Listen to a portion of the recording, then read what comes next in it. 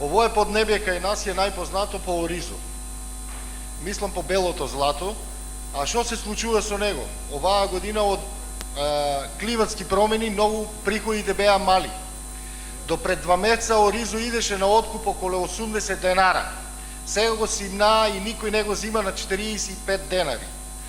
А трошковете многу поголеми са за самото производство. Во Македонија не постои место каде што нема земјоделец.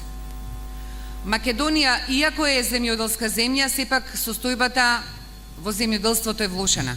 Што ќе направиме ние во овој дел?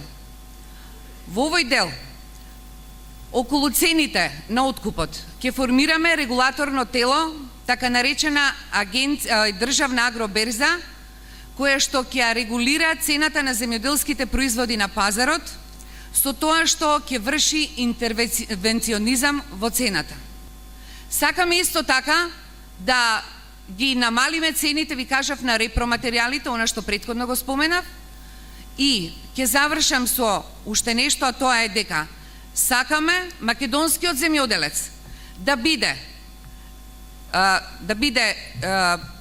не биде понижен, да не биде сиромашен. Сакаме да направиме достоинствен земјоделец, сакаме да создадеме земјоделец кој што нема да живее од денес за утре, и сакаме македонскиот земјоделец да биде газда на сопствената земја македонска, а не да биде аргат на белосветски лажговци. Благодарам. Кој е ставот на Социјалдемократски сојуз околу промената на нашата нова улица Маршал Тито? Во врска со прашањето за ставот на СДСМ за промената на улицата Маршал Тито, овој став беше денес искажен и од заменик председателот на СДСМ дека не прифаќаме такви промени, и јас ќе го повторам. СДСМ не прифаќа промени на имења на улици од идеолошки поводи со кои се задира и во чувствата на граѓаните. Исто така СДСМ не прифаќа преименување на улици на начин и во постапка како што беше сторено на последната седница на Советот преку ноќ.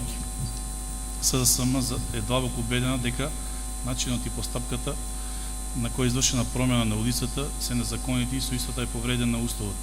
Поради тоа, во деновите што престојат заедно со коалиционите партнери, ќе поведеме постапка и пред Министерството за локална самоуправа, односно Државниот инспекторат во Министерството за локална самоуправа, да преиспита уставноста и законитоста на донесената одлука од страна на Советот. Што со лицата со хендикеп? До кога ќе бидат манипулирани на маргините на општеството? Што мисли нашата влада? Знам дека и верувам дека наскоро ќе ја имаме. Што со нив? Уште еднаш прашувам. Благодарам. Јас сакам да го поздравам и фактот што се отворија неколку животни прашања.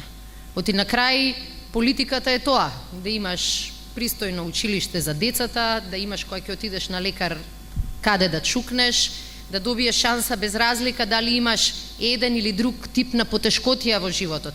Државата се цени колку е напредна, не според тоа колку пари имаат некои луѓе во неа, туку како се грижи за најслабите во општеството, како се грижи за лицата со посебни потреби, како ги третира пациентите, како ги третира своите деца.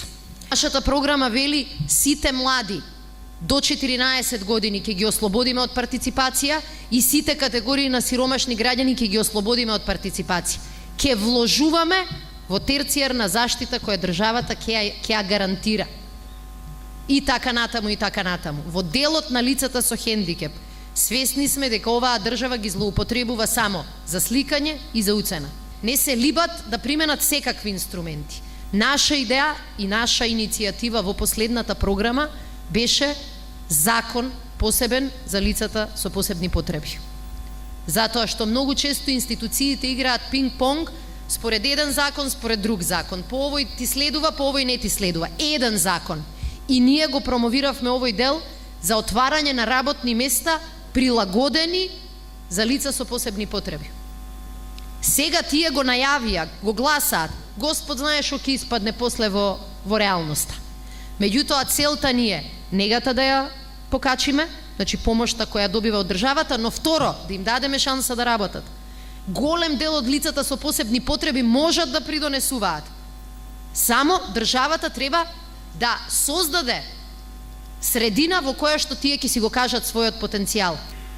Сакам ваш коментар околу неделните случаи во собранието, односно за постапката за неоправдани отсуства, кога се знае дека вие и вашата партијничка група имате поднесени оставки. Ние имаме поднесено оставки, Трајко Вилјановски може веднаш да ни ги активира, а ова што се прави сега со Комисијата за мандатно-имунитетни, само власта купува време и прави театар за граѓаните. Ке се бориме до крај. Нашите мандати не ни се потребни. Можат веднаш да ни ги одземат, ние од битката нема да се откажеме.